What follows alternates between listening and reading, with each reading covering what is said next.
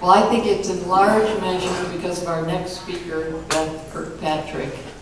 It was 25 years ago, actually, 1985. Beth called me. I was a professor at the University of Iowa and newly elected AFERD president. And she said, would you come out and look at my program at Benton, Iowa? And I said, love to. Well, what we've been seeing today, all through the day, much of that she was doing 25 years ago. After teaching at Benton for 20 years, well, at some point at this time, Ball State University in Indiana invited Beth to come as the Emmons Distinguished Scholar. And she taught there in their teacher preparation program. And then, as many of you know, she's the Director of Education for Polar Electro and has done that for 18 years. In the program, you can read all her accomplishments and awards. I think there's a saying from Confucius that really describes Beth. It goes like this. An orchid that grows in the deep gorges does not withhold its fragrance or blossom because it is not appreciated. No matter where Beth is, she's going to work her hardest. She'll sacrifice and work and work and work, whether she's appreciated or not. We have as our next speaker a master teacher, a learner herself, a creator. It's amazing the ideas that she comes up with. Advocate, look at all she's done, taking this program now all over the country with Polar. She really could. This message she has today, this is the real healthcare. And she really, if people would listen, she could save us trillions of dollars.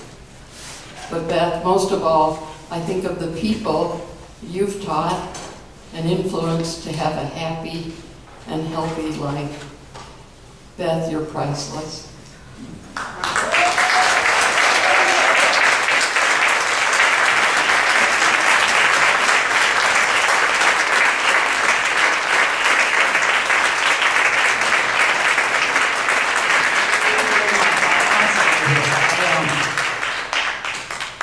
I always think if people only knew this is my town, this is my state, this is my country.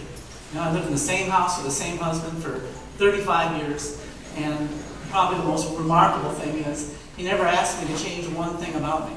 So he let me be who I wanted to be, and this town has embraced all of our family, and I would say that my very best friend would be Rick Schubach, if you want to know someone who has stood by me and worked so hard, and I'm not a very easy person to work with, I'll tell you that. But having you here in Grundy Center is shocking to me. And when you look at this program that we have, I mean, behind me is some visuals that I've taken over the years. And this is possible because of so many, many people that are involved with this whole project here. And now from the world, we've come to take a look at it. This is 18 years in the making of this, but beyond that. And when I look at John Stevens, I look at Steve Vanderpool and Rick Schubach, who got the grant. The first battle they took was to fight the battle to take the wrestling ring. Now that's a pretty big battle to fight here in Grundy Center or anywhere in Iowa. But they fought the battle so that we could have a community fitness center. One of the things that happens when you have a school board on your side is that they continue to support you because they know that what you're trying to do, all of us that are involved here and on this level, and with Barbara Lockhart, it's shocking for me to see so many AFERD presidents and dear friends of mine. George Corbett put me on a international level, and Joanne, who has helped as well, and Judy Young, who's been a dear, dear friend, and Ron Feingold. I mean, I can just go on and on and on, everybody in this room. And when you think about that, I didn't have to leave Grundy Center. You could build it from here, even though I never had a job teaching here. So I always told Rick Schubach, it must be amazing to get a job here. It must be just something else. You must have to just be so qualified. I know that would have been a mistake, but as you look behind me and you see these scholars that come in, how can you attract 7 or 8 grad students from all over the United States every year? We get them to come here. Carolyn Masterson has sent us several. outstanding people. But when they come here and they live in Grundy Center, and like Chris Edgerton, who is the vision of this whole thing, they say that this is a life-changing experience.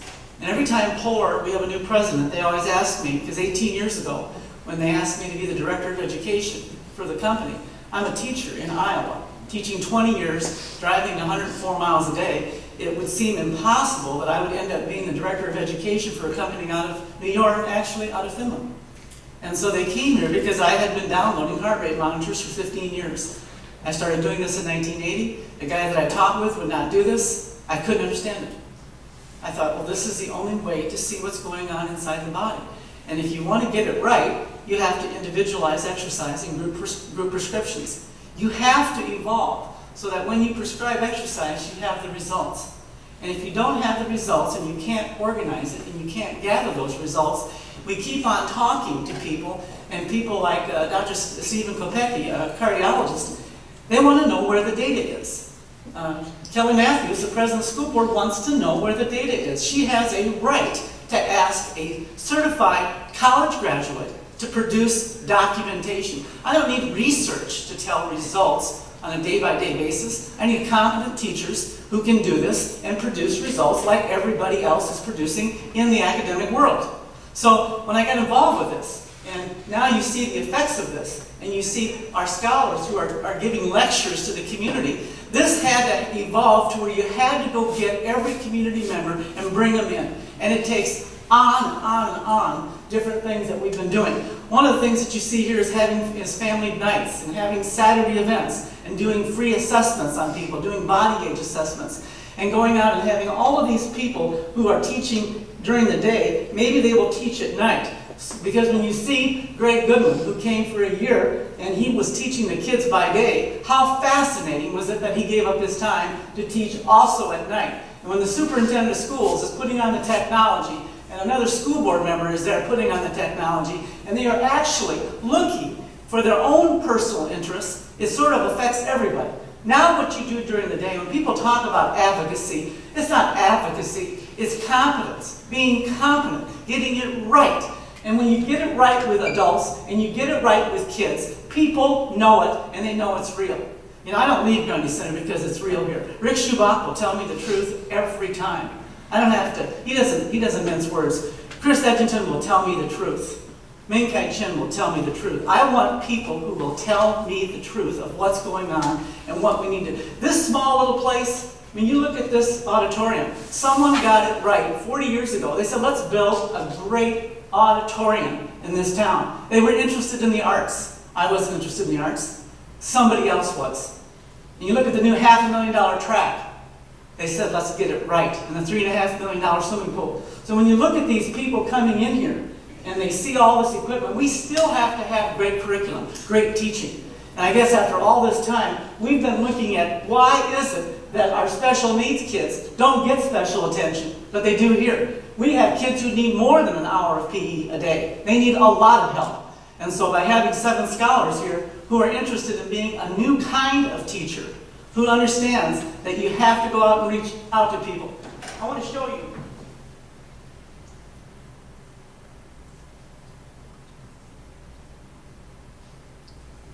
If you look at this slide here, this is one of the first things, the Field of Dreams was a movie. And these are our scholars. We captured Steve Hinnenhofer.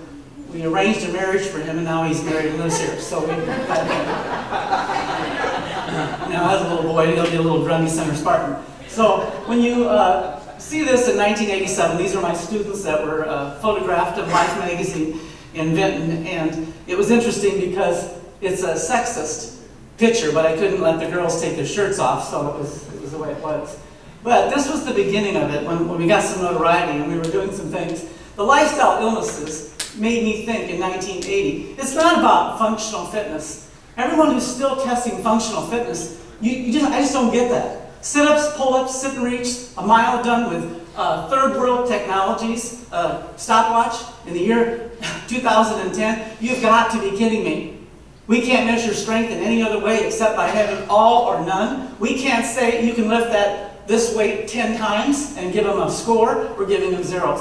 And the chronic disease indicators, blood pressure. You know, we've got electromyograms to assess stress. We have a different way. We're going to have to draw blood. We're going to have to pair up with hospitals and draw blood. We have a different look. These lifestyle illnesses are going to require lifetime investments. And that's the only way to do it. The secondary death syndrome is a syndrome. That's a different way of saying you're dying because of your own impulses. So when you look at this for the first time, and we've seen this, you're going to die, our kids are going to die before we do it as far as our lifetime expectancies, and we have more money, more research, more everything else. So the logic behind this, if you look at what I imagine in my head, and I'm able to live this, I'm able to see this walking into Grundy Center schools. John Stevens said to me, "What are you doing in my building? You don't work here. Who are you?" Well, I said, I just was, wanting to help Rick. "Why are you here all the time?" I said, "Because I like PE and I'm not teaching PE anymore. And I want to see if I can help. After all, Rick's got my sons."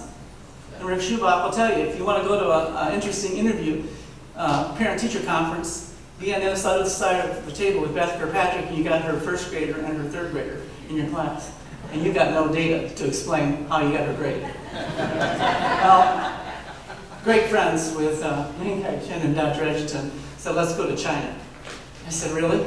How are we going to do that?" He said, "We already been invited." So they took me along. Paul Shem, Emily Jones, wonderfully young professional, just got her PhD. Paul is a stellar person of this program. I can't think of anything more important also than having Peter Chen, Professor Peter Chen, and his wonderful wife, who have been a part of this community in so many ways and continue to elevate our program. So it's been interesting. At the close of the century, there were two things that were really obvious. One thing was that the health was beginning to decline. And, many of the models that we have here are obsolete. And for me, if the obesity epidemic has changed our culture, 1 out of 5 children under age 4 are obese. Now we're finding out with Dr. Rady's research that these people, they're looking at the obese child by age 5 who has a 20 to 30 point less IQ. How's that going to work? So now you have an obese child in your class or in your family. It's your grandson. It's your own child. And you now know that they're behind the 8 ball because have we actually caused them not to be as smart? I mean, they're already obese. I think it's a form of child abuse when a 4-year-old has obesity.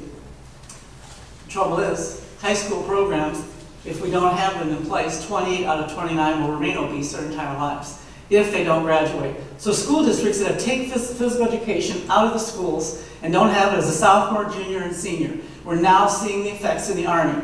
And I've been called in to work with some of the generals. The trouble is, food has been generated not to taste just good. It has been engineered to taste fantastic. And if you want to know, I'm a closet Whopper eater right there. And this whole thing of supersizing, we have bigger hospital beds, bigger chairs, bigger coffins, and bigger school desks. So when you look in Hollywood and you see them taking an escalator on the way up to their fitness center, we are not on the road. The most chronic diseases that are related to, 8 out of the 9 are related to obesity. So 1/3 of our kids are on lifetime drug prescriptions, and 1/3 of our kids are obese.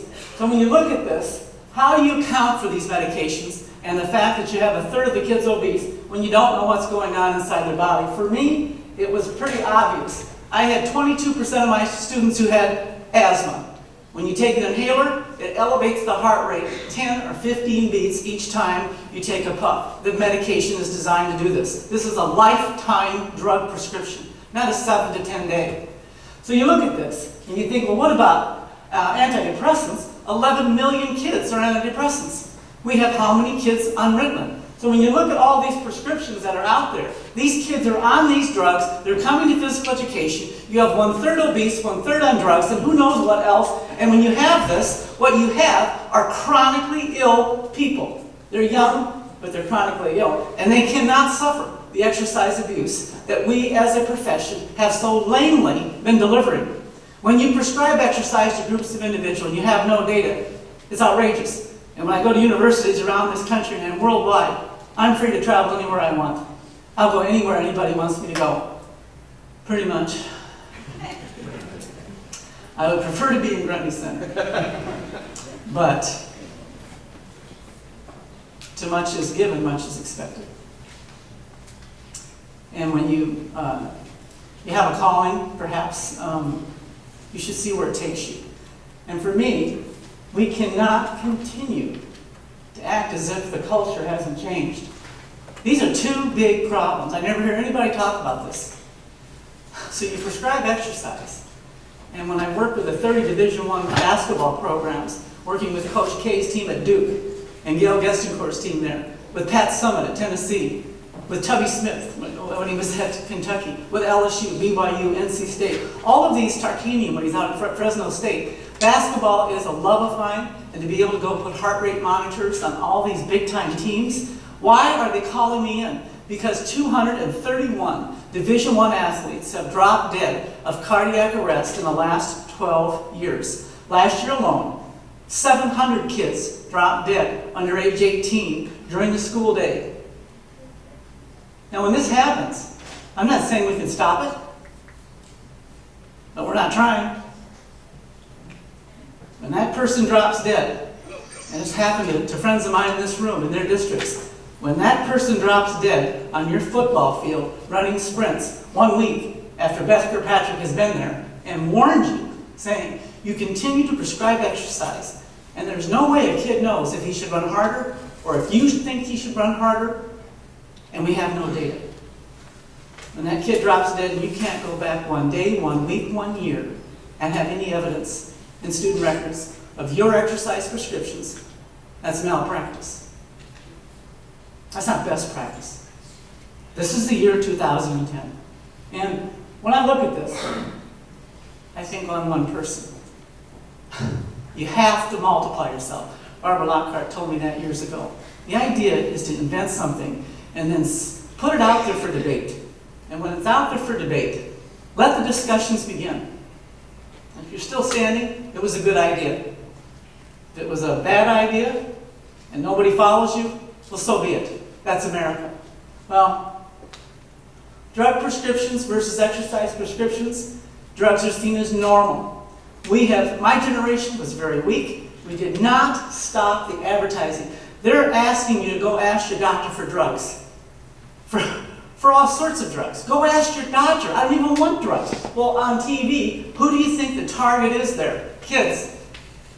It's ridiculous. And people tell me, well, let's just get them moving. That's not physical education. That would be this. School districts can purchase for $25,000 inflatable games, have them climb around on that, bring the classroom teacher down, like they do in Utah, have them climb around on that stuff, and that's PE. We got them moving. Where's the data? There's no data here, and there's no data from any physical education teacher in this country or worldwide. And so when you don't have the data from whether you got your kids moving, this is where it will go. A $25,000 investment means you don't have to have a PE teacher in the elementary schools again. Just bring them in here and have them climb around, and the classroom teacher sits over there on the stands. This is where it goes when you don't keep up. So for me, prove it.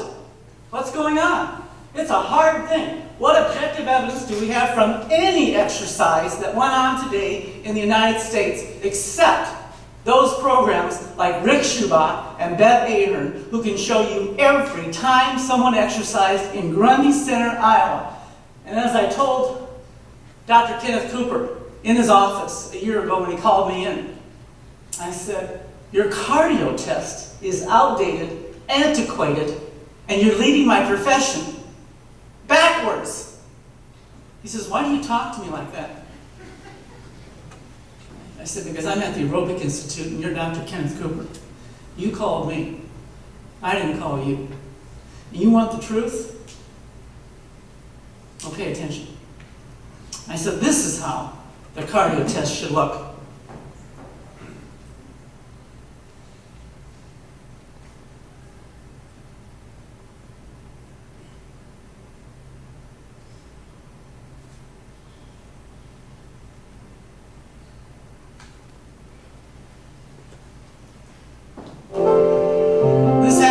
Best teacher in the United States. This is an overlay. Intensity was confirmed on the pre and the post test. heart rate and we have recovery heart rate since 1980. This is what I think should be done. So the kids come out, we can stagger start them because it's not a race. We don't have a stupid stopwatch, which means it's a race. That means the obese child is last. It means a chance for exercise abuse because you're yelling at that last kid to run, come on, run. We don't know why we're yelling. We just tell the kid, hold your heart rate here. Don't let it go above 195. Keep it between 180 and 195. We spray you with water because that's as close to the ocean as we can get. What's your heart rate? Well, it's really good. Good. Don't let it beep. If it beeps, walk.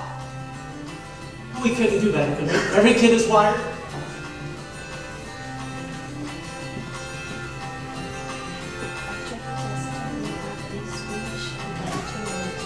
Every single one of you would say, oh, that's amazing. You got every kid wired. They all know what they should do. They slow down. They speed up. Marvelous. No, it isn't. Where's the results?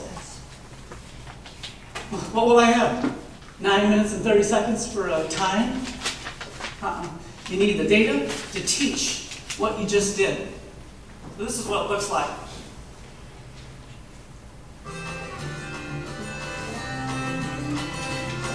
And this will be the greatest lesson you could ever see in your life. I filmed it live. 186. How about that one? Pretty good. 183. We've got a little bit of mountain range, but we don't have the big spikes up and down. That's showing pretty good pacing. We just have to understand, don't go quite so fast so that you can maintain that jog and not have to do the walk. How about that one? Yeah, it's pretty good.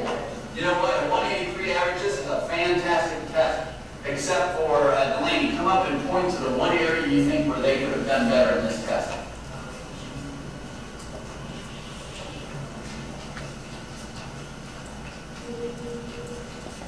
Okay, now that, stay right up here. That's our warm-up. Remember, we've got to go from marker to marker. Between those two markers, where's the one area of the test you think that maybe they were walking too long?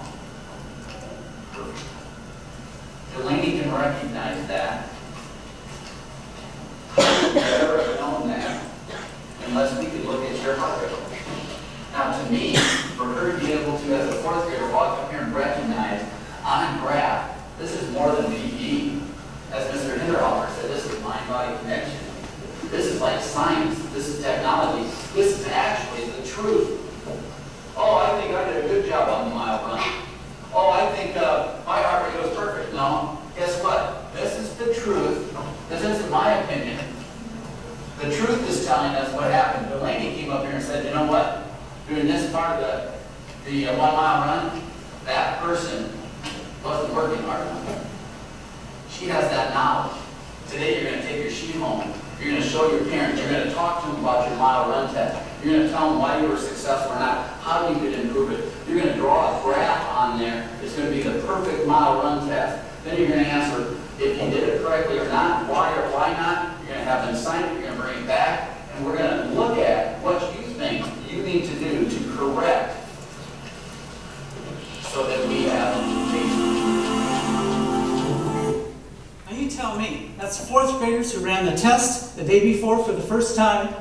The day afterwards, they get their data. He teaches them what that data looks like, what it should look like. It's exercise science-based. You confirm in the spring if they had the same intensity. Then we have less time. We know that they're in better shape. We have a deeper recovery on the second test. We have a lower pre-exercise heart rate. Number one, I promise to safely assess your kid. I promise that. I'm not putting your kid through exercise abuse because I don't know how to operate a heart rate monitor.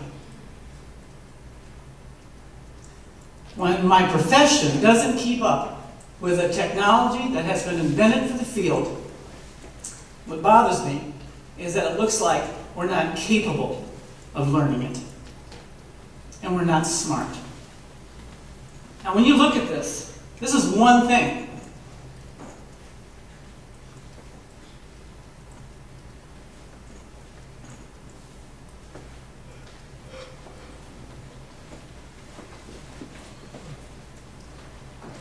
What we wanted to do was be able to say, how active were you in physical education today? That's the question everybody wants to answer. We ought to be able to answer it on one day, 73.2% of the time, that kid was that active. There's no question about that. That's EKG accuracy. That's what their heart rate was. They were full control of the response, either to speed up or slow down. It's a personal affair. We've taught them what to do, and they do it. If they don't do it, we will counsel them from the data and say, you are either doing it right or you're not doing it. Do it better. We have the data. They know they're going to be held accountable. Someone visited when I was teaching and said, well, sure, we could get our kids in moderate to vigorous as well if we had everybody wearing heart rate monitors. What about when they don't wear heart rate monitors? I said, why would I ever not have them wearing heart rate monitors? Why don't you not wear good shoes? Why don't you wear heels? It's not best practice. This is. One day is nice. How do they do for the week and a half? The data should be available. All three ways. Bar graphs, green is in the zone, red is above, yellow. We have it in a group graph. We can tell you moderate to vigorous is all there automatically. And it doesn't stand alone. The data shoots to the report card that we invented. I wanted to know how the class did. I'm a parent. Well, how is that pretty good for a kid? My kid, is this my kid? Yeah. Is that pretty good? 61.2% in, 14% above. Well, how is the rest of the whole class that hour for that week?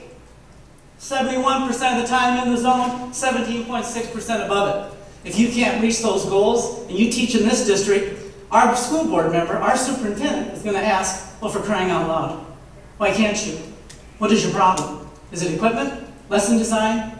You're not motivational? You're not a very good teacher? Whatever. Get there. Lead. So when we had to go out and get the community members, I mean, we knew that physical education from the data wasn't going to solve it alone. We still had kids who were obese. How are you going to fix this? Open up the fitness center that you've seen, remarkable, fill it with incredible equipment, find kids who have heart rate problems, who have heart problems, tachycardia, and a congenital defect. Rick Schubach emails those printouts as an elementary PE teacher to the Mayo Clinic at their request. That's physical education. You want to elevate the status of physical education? Elevate your responsibilities. So we have this, and we're out here, and we're able to say, come and take a look. Not many school districts would do this. I remember when I was chair of the Mass Spec board for NASB, I said, we had a chance to go see USA Today wanted to see a school district someplace. We couldn't find a secondary school that would let them come in the door because they were afraid they would see terrible stuff. You know, we don't know where we're going to find these great teachers, but every year we find them. Here's the lovely Becca Landon, whose mother is pretty famous. She's in love with Bob, which is nice. Where is it? When we reach outside the walls, after a little bit of Kimberly. One of the things that we wanted to show, because people have been taking us out of schools, is let's look at the day in the life of. If you take physical education out of the school day, and you say, no, we have to really focus on the mind, what happens is that a kid has a sedentary day. We put this in front of our school board here, in front of our administration, and said, look, you want to take PE? That's what you have. If you want to look at what happens then with our adults, let's go get the parents. We've had hundreds of people wear a heart rate monitor for the day in the life. This is the hard work of making a change, a systematic change in your community. They come in, their parents, the kid volunteers their mom or dad to wear a heart rate monitor or neighbor. They come in to Rick Schubach or Beth. They put this on. Now we're wiring them up. And we're also educating the mothers and fathers and adults. Not just to what's going to happen to them. When this becomes personal and this is their heart rate, we had no idea that this is in the zone, that Kirby would be sedentary as a lawyer, that the pharmacist would be sedentary, that the Sam Iverson would be sedentary, and that on and on and on. People started to join the fitness center. Their jobs were sedentary. How come obesity has tripled in the last 10 years? We were able to put a picture, and you saw this on the wall of the gym. We proudly display, the dentist works out at lunch, we proudly display this all over. And these are hanging in insurance offices, in homes. And what this has done is communicate to our community here. Number one, Rick Schubach and Bev Ahern are really smart. they can operate this technology. Number two, I got to exercise. I just stand around all day. Although if I was this woman's husband, I'd want to know what she was doing at the end of the day. But the bank president is probably my favorite. He has 3 episodes here. And suddenly he wants to know more about what's going on in physical education and how smart Rick Schubach is and Beth. And so when we have this from elementary, if you take PE out, of the high school, we have not communicated. Have you ever seen these printouts hanging on the wall of any gym in the world? In the world. There is no evidence of what we do or could do in our advocacy attempts. So for me, Judy Young came out years ago. Was in my hot tub naked with me one night. We were drinking some beer. So I think tonight we'll probably be out there as well.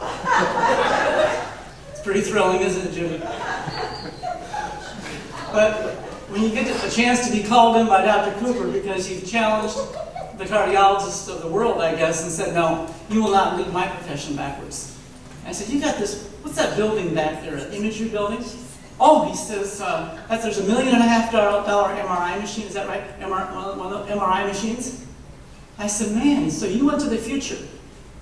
Do you want my profession to use stopwatches, what, for 20 more years? 50 more years? 100 more years? He said, well, I said, you're going to kill 12 people this year in Texas. I'm going to drop dead. Well, you can't say that. I said, I know it. But I feel like that's the number. I said, okay, let's say they don't drop dead. I said, my problem is this. With 1/3 of all kids obese, there's not one of us who isn't affected by it. Your granddaughter, your niece, your nephew, your best friend's kid, your own kid.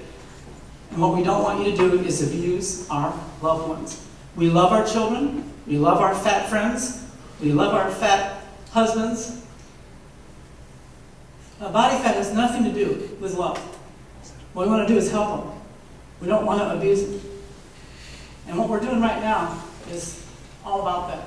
So this cardio test, if you want this kid, this is your kid, in your country, in your class, then I am embarrassed for you in the year 2010.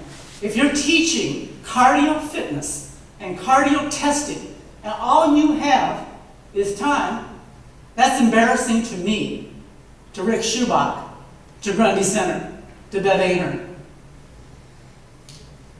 I want that kid to be my grandson in Grundy Center. I don't want him in your school.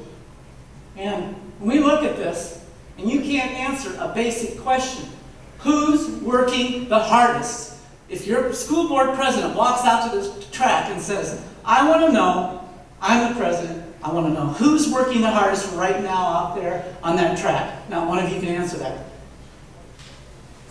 Came out and we said, well, the girl walking is walking because her heart rate was going too high. She adjusted because it was beeping. She's following exercise science principles so we can have the same consistency and the same intensity in every test. So if your results are 9 minutes and 32 seconds, I disagree with that. I always will disagree with it. I think it's outrageous. I'm appalled by it. Appalled. I think it ought to look like this.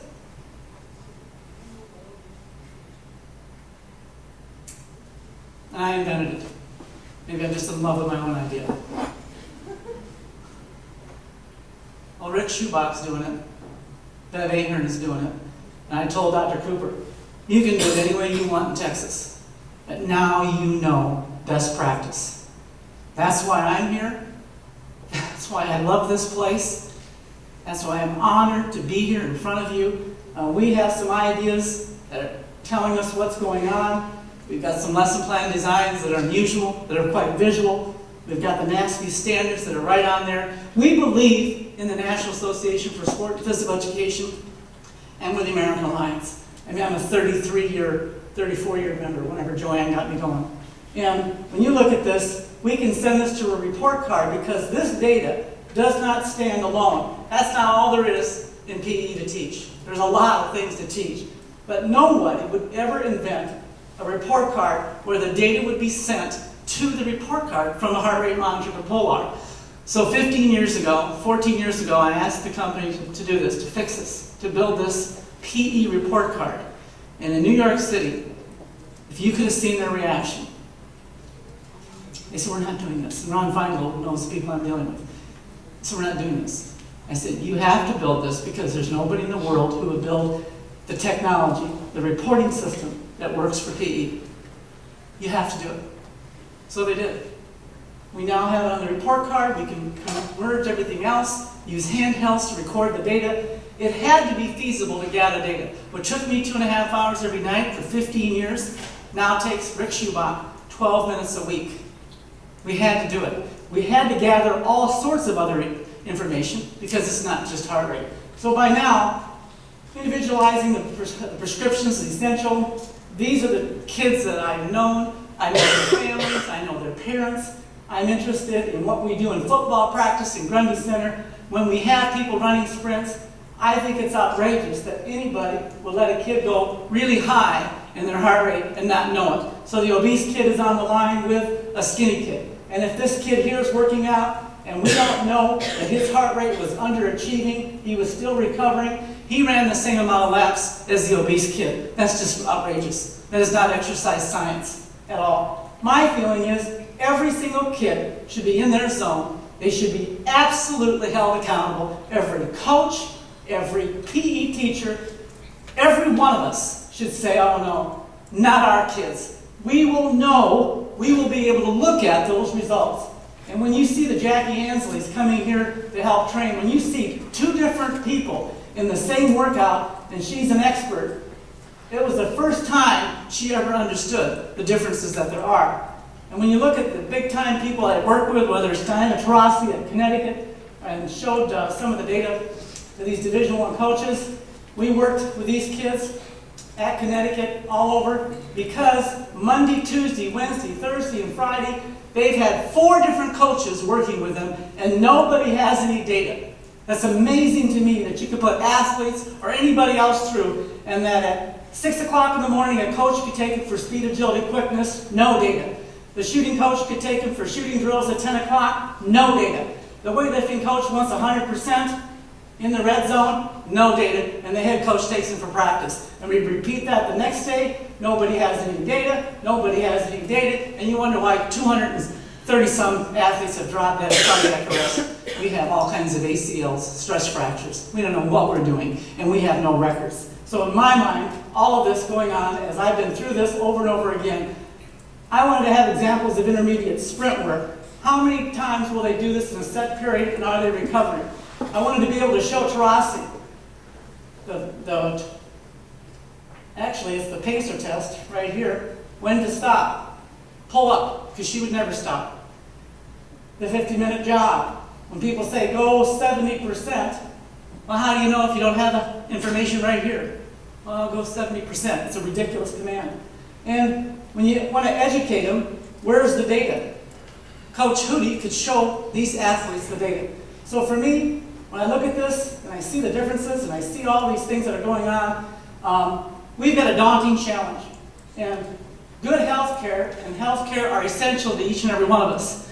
It's not a one-day, one-year event. And you've seen this community now, and you hang around here. And there are people that are committed to not only welfare and fitness and an outstanding school. We want our children to be gifted. We want our children to be instructed. We want them to be singing and dancing and drawing and being smart as well. We have it going here. This is like having a private school. I told John Stevenson Casper, if you think I was interested in trying to help, I'm just a pure volunteer. I have no other authority.